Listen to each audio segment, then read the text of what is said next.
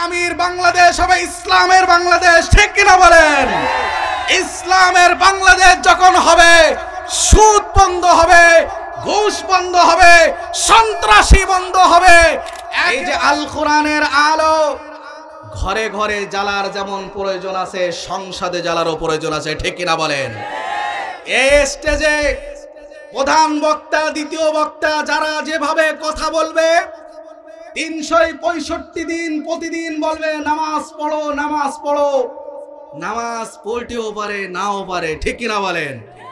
সংসদ থেকে যদি বর্তমান অন্তর্বর্তীকালীন সরকারের প্রধান যদি বলে দেয় আগামীকাল সকাল থেকে যে নামাজ পড়বে না 5 দিনের জেল, এক ওয়াক্ত নামাজে 5 দিন জেল, আপনাদের কি মনে হয় এইটুকু মসজিদই হবে? প্রতি ওয়াক্তে ওয়াক্তে জুম্মার নামাজ হবে, ঠিক কিনা বলেন? জুমার নামাজের মতো মুসল্লি প্রতিটা ওয়াক্তে ওয়াক্তে তখন হয়ে যাবে। আজকেরা একেবারে উপর থেকে নিচ পর্যন্ত সমাজে ঘুণ লেগে গেছে, এই জন্য তো টুপিও পরে, পাঞ্জাবিও গায়ে দেয়, নামাজও পড়ে জামাতে, টিভিও দেখে জামাতে, ঠিক কিনা বলেন? ঘুণ লেগে গেছে সব জায়গায়।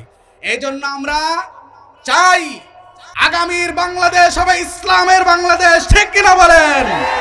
ইসলামের বাংলাদেশ যখন হবে, সুদ বন্ধ হবে, ঘুষ বন্ধ হবে, সন্ত্রাসী বন্ধ হবে।